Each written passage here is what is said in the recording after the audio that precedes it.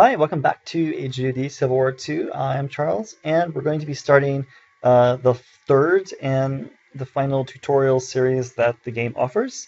So I've just loaded in the game. I'm going to click on New, and what we're going to do is we're going to do the third tutorial, which is Advanced Concepts and Tips. If you have not already done the playlist for the first tutorials, and you're new to the game, I definitely recommend you do the first series, then the second series, before starting this one. And like I said, we do have a YouTube video series for the first and the second already done.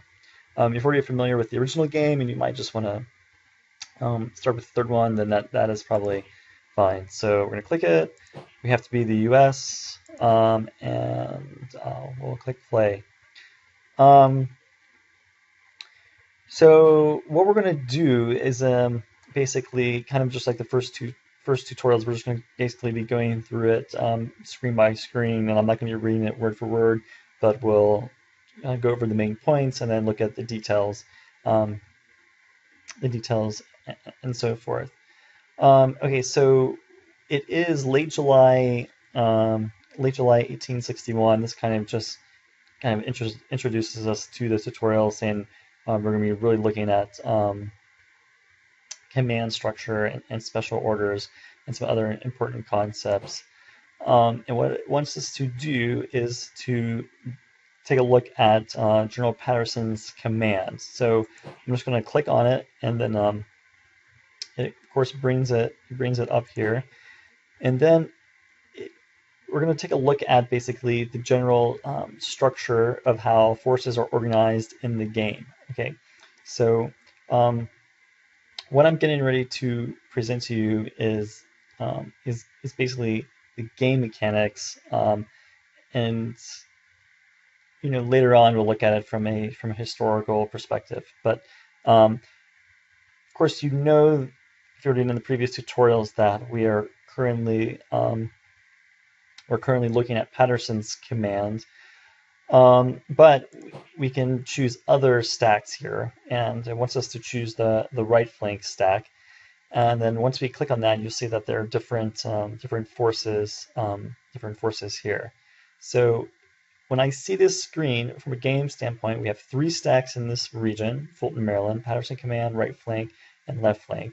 We're currently looking at right flank, and the right flank consists of 3 units.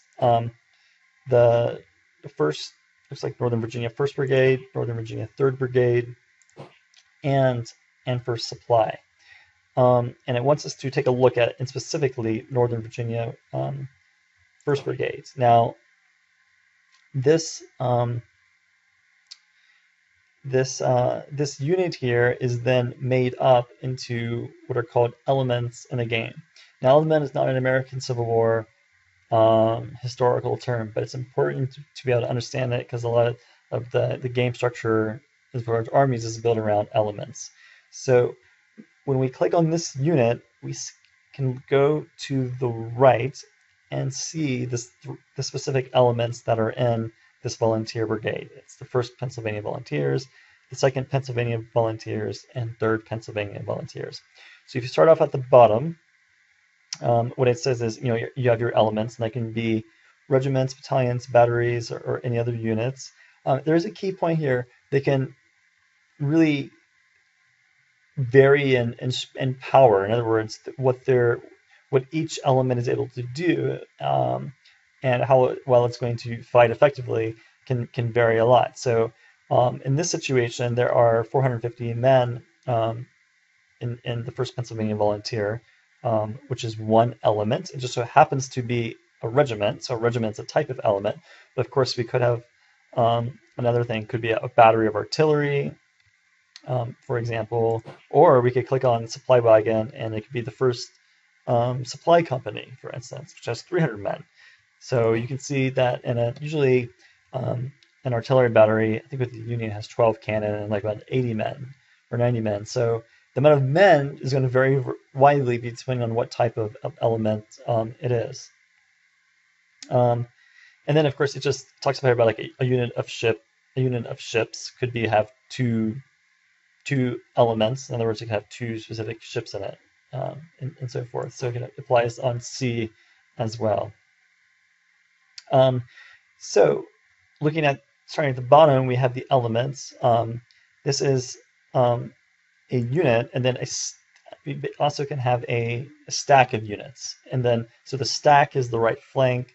A unit would be the Northern Virginia 1st Brigade, and a unit is made up of specific elements. Now,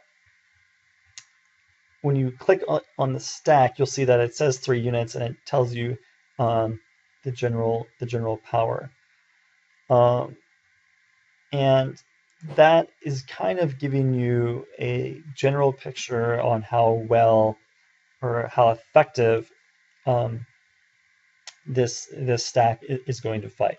So the bigger the number, the more power; the smaller the number, the less power, and that's going to correspond to your fighting capacity. And there's many things that impact the power number.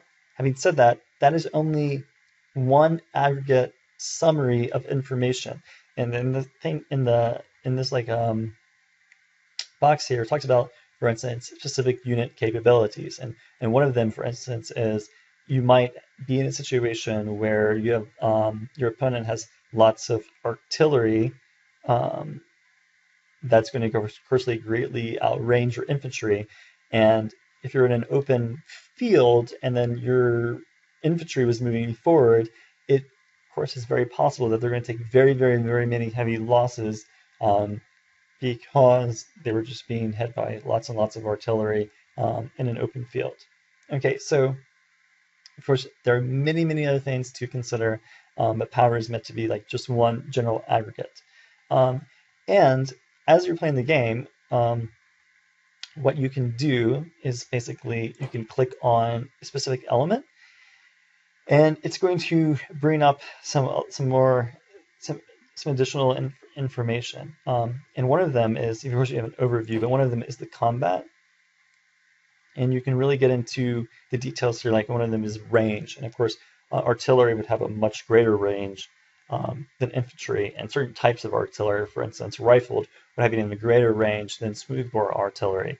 And so these are things that you'll be considering as you're playing the game if you want to get into those kinds of details. The other thing it says is you can always just sort of play with instinct. So if you have formed a well-balanced stack, you may not really be interested in looking at the specific details in all these. But a lot of times, because people play the game, they like to get into it. Okay, so this is the first tutorial in the series. And then in the next tutorial, it's going to be pretty exciting. We're going to look at how forces were organized historically, and how this is going to be represented in Civil War II. Okay, see you next time.